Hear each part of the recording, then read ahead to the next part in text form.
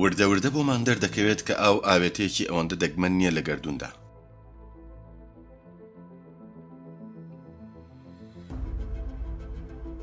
هەسارەی گلیس 1214 لە ساڵی 2009دا دۆزراوەتەوە.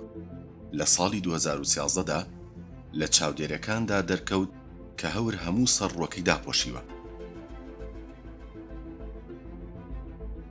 دوای ئەنجامدانی لێکۆڵینەوەی زیاتر لەلایەن بەشی هەسارەکان لە ئاژانسی ئاسمانی ناسا لە ساڵی 2017دا بوو بە یەکەم هەسارە کە بڕواوا بێت ئاو هەموو ڕۆکەی داپۆشی بێت. بەپێی ئەو لێکۆڵینەوانە هەسارەی گلیس 1214B یەک پارچە زەریا هەموو ڕۆکەی داپۆشیوە. لە نێو گەردون ناسانیشدا بە هەسارەی ئاوی یان جیهانە ئاویەکە ناسراوە. ئەم هەسارەیە دەرەکیە، واتە لە نێو کۆمەڵەی خۆری ئێمەدا نییە و لە جیاتی خۆر بە دەوری ئەستێرەیەکی تردا دەسوڕێتەوە. ئەستێرەکەش ناوی گلیس 1214 و نزیکەی 48 ساڵی ڕووناکی لە ئێمە دوورە. هەسارەکەش لە هەسارەی زەوی خۆمان گەورەترە و کرۆکەکەی بەردینە.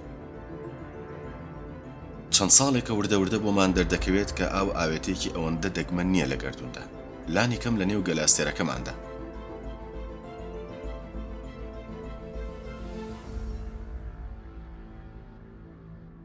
هەروەها ئێستا دڵنیاین کە ئاو بە ڕێژەیەکی زۆر باش هەیە لە نێو کۆمەڵی خۆری خۆماندا. تەنها بۆ نمونە زەریایەک لە ئاوی شل هەیە لە ژێر چینەبەستوەکانی مانگی ئێوروپا کە مانگێکی هەسارەی ژوپیتەرە. بەپێی لێکۆڵینەوەکان قوڵی زەریاکەی ئێوروپا پترە لە 100 کیلۆمەتر و هەموو ڕووی مانگی ئێوروپای داپۆشیوە،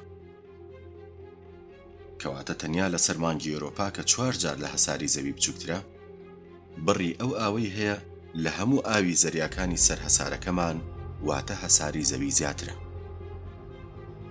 کاتێکی خۆش.